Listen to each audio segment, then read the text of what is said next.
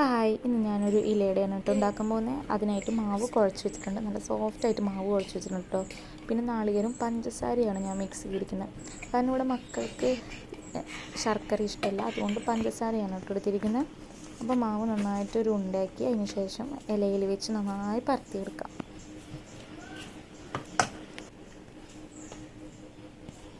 നന്നായി കഴുകി വൃത്തിയാക്കിയ ഇലയിലേക്ക് മാവ് വെച്ച് നമുക്ക് നന്നായി പ്രസ് ചെയ്ത് പരത്തിയെടുക്കാം.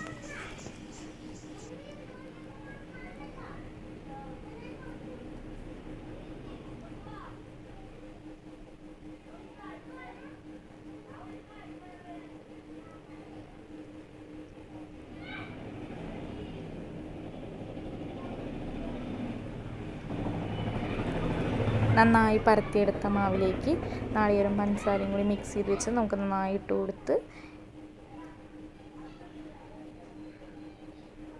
മക്കൾക്ക് നല്ല മധുരം ഇഷ്ടമാണ്. അപ്പോൾ അത് നന്നായി വെച്ച് കൊടുത്ത് നാളികേരം പഞ്ചസാരയും കൂടുതൽ വെച്ച് കൊടുത്ത് നമുക്കത് മടക്കി വയ്ക്കാം. എല്ലാം മടക്കി നമുക്ക് വേവിക്കാം.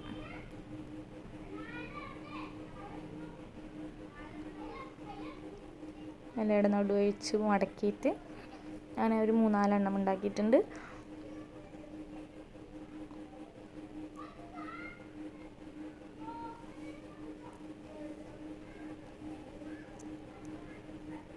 എല്ലാം അതുപോലെ തന്നെ പരത്തി അതിന് നടുക്ക് നാളികേരവും പഞ്ചസാരയുടെയും മിക്സ് ചെയ്ത് നമുക്ക് അതിൽ വെച്ച് കൊടുത്ത് മടക്കിയിട്ട് നമുക്കത് വേവിക്കാനായിട്ട് വെക്കാം.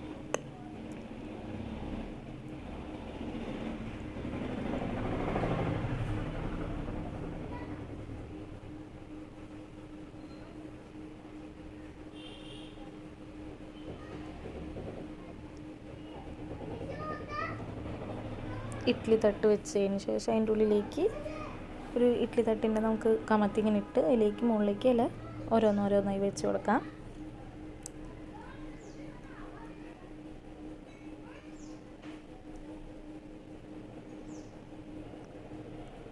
ഒരു 4-5 ഇല അതിൽ കൊണ്ടു കേട്ടോ.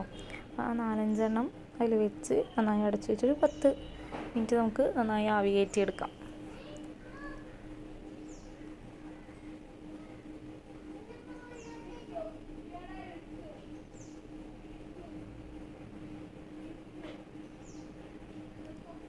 അടച്ച് വെച്ചിട്ടുണ്ട്. ഒരു 10 മിനിറ്റ് കഴിഞ്ഞിട്ട് നമുക്കത് ഓപ്പണാക്കി വെക്കാം.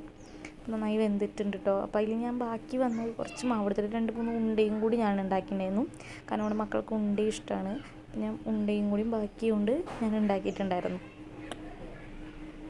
നല്ല ആവി പറക്കണ ഇലയുടെ റെഡി ആയിട്ടുണ്ട്. നല്ല സോഫ്റ്റ് ഇലയുടെയാണ് കേട്ടോ. അപ്പോൾ എല്ലാവരും ഇതൊന്ന് ട്രൈ ചെയ്ത് നോക്കണേ. എൻ്റെ ഈ വീഡിയോ ഇഷ്ടമെങ്കിൽ ഒന്ന് സബ്സ്ക്രൈബ് ചെയ്ത് സപ്പോർട്ട് ചെയ്യണേ. ലൈക്ക് ചെയ്യണം, ഷെയർ ചെയ്യണം കേട്ടോ, മറക്കരുതേ. Okay, bye.